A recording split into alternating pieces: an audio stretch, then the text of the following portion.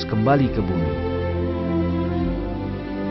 Lebih lagi, kabar tentang kejadian luar biasa ini disampaikan pada banyak hadis Nabi kita, dan kita dikabari bahwa pada akhir zaman, masa ketika Nabi Isa diturunkan, seluruh bumi akan penuh kedamaian, keadilan, dan kesejahteraan. Kedatangan kedua ini terjadi selama masa Sang Mahdi, dan mereka berdua meneruskan perjuangan bersama-sama. Saat kembali, Nabi Isa akan mengenyahkan takhyul yang di luar intisari Nasrani, seperti iman kepada Trinitas dan kerahiban.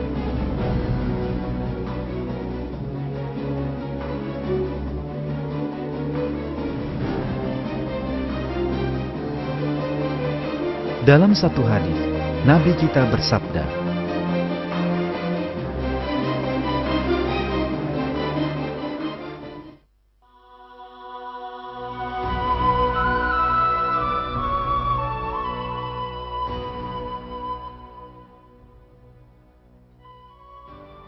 Dia pasti akan turun ke bumi.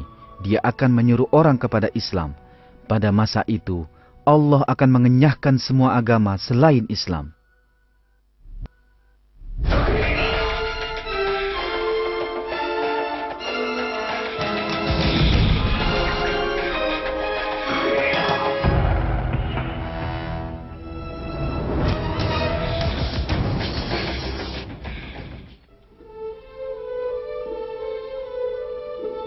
Sebelum Sang Mahdi, umat manusia menderita di bawah kemerosotan akhlak dan kezaliman.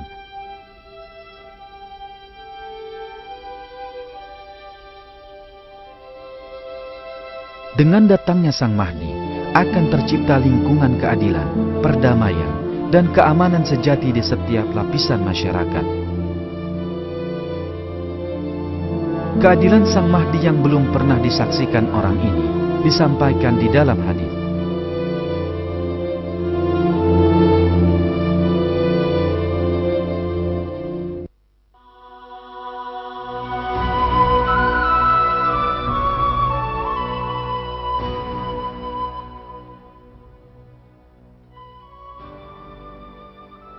Ia, Sang Mahdi, akan meratakan kemakmuran di tengah-tengah rakyat.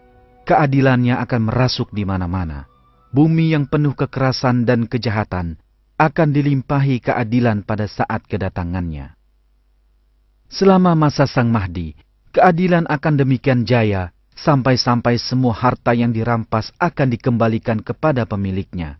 Lebih jauh, sebagian milik orang lain, bahkan bila terselip di antara gigi geligi seseorang, akan dikembalikan kepada pemiliknya. Keamanan meliputi seluruh bumi, dan bahkan segelintir perempuan bisa menunaikan haji tanpa diantar laki-laki. Allah telah memerintahkan mukminin agar selalu menegakkan keadilan. Karena itu, di dalam pemerintahan dengan nilai-nilai Islami dihayati, keadilan akan dinikmati sepenuhnya. Satu ayat dalam Al-Quran yang memerintahkan agar kebenaran dan keadilan mesti berjaya, berbunyi,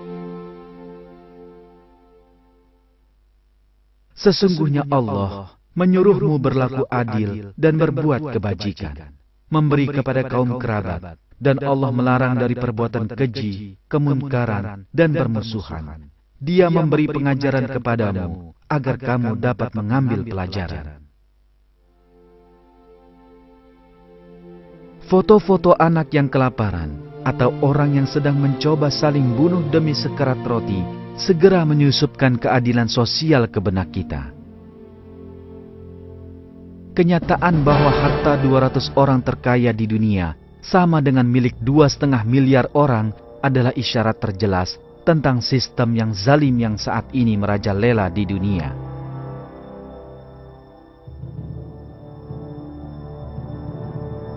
Uang yang dihabiskan semata-mata untuk hiburan dan maksiat dapat menyajikan harapan bagi ratusan ribu orang yang kelaparan, yang kini dibiarkan menjalani nasibnya sendiri.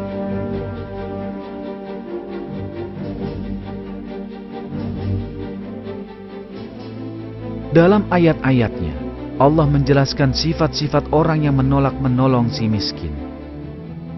Sekali-kali tidak demikian. Sebenarnya, kamu tidak memuliakan anak yatim, dan kamu tidak saling mengajak memberi makan orang miskin. Dan kamu memakan harta pusaka dengan cara mencampur baurkan yang halal dan yang batil. Dan kamu mencintai harta benda dengan kecintaan yang berlebihan. Semua ini akibat kemerosotan akhlak, seperti mengutamakan diri, memikirkan kepentingan sendiri, serta lenyapnya rasa setia kawan dan gotong royong. Satu-satunya pemecahan adalah manusia hidup menurut nilai-nilai akhlak Islam.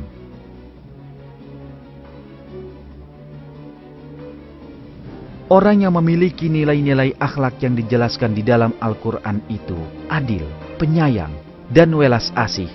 Mereka menolong yang membutuhkan, dan hanya lewat keberadaan orang-orang seperti mereka, mimpi tentang keadilan dan kehidupan berlimpah ruah dapat menjadi kenyataan.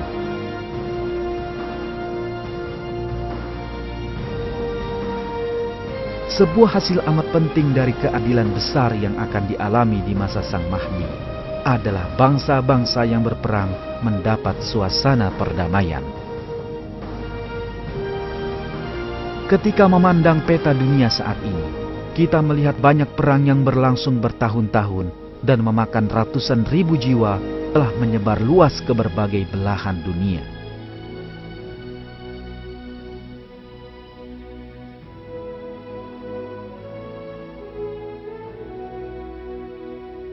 Di Bosnia, Masedonia, Chechnya, Palestina, dan banyak wilayah lainnya, masyarakat Muslim telah menderita, dan sebagian masih sangat menderita dalam perang yang telah berlangsung bertahun-tahun. Sebagai hasil nilai-nilai akhlak Al-Quran yang akan tersebar di seluruh dunia, bersama datangnya Sang Mahdi, bentrokan dan peperangan ini usai di masa keemasan, serta tahun-tahun perang dan pertikaian pun berakhir. Perdamaian dan keamanan tegak di seluruh dunia, dan miliaran dolar yang kini dihabiskan untuk perang sebaliknya dibelanjakan demi kenyamanan, kedamaian, dan kesejahteraan rakyat.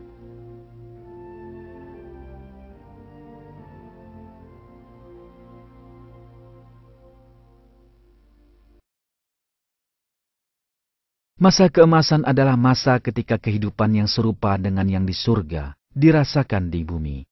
Masa ini adalah sebuah bentuk kecil dan isyarat tentang surga, suatu nikmat dari Allah bagi mukminin. Masa ini yang semua muslim berharap melihatnya dengan kelimpah ruahan dan suasana damai yang dibawanya adalah ganjaran besar dalam kehidupan ini bagi mereka yang beriman kepada Allah.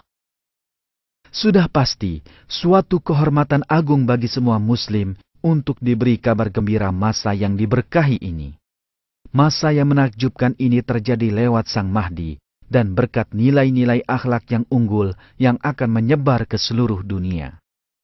Nilai-nilai ini tentunya adalah nilai-nilai di dalam Al-Quran.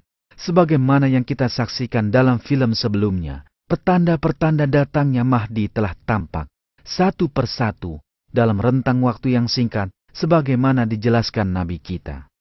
Tampaknya masa keemasan yang dikabarkan Nabi telah dekat.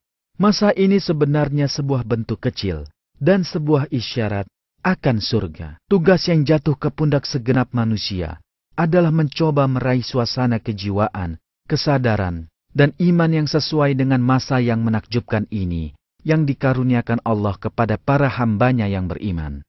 Akan tampak bahwa mereka yang lekat-lekat menaati nilai-nilai akhlak Al-Quran dan mencampakkan gagasan-gagasan semacam materialisme dan ateisme memasuki gerbang-gerbang masa keemasan.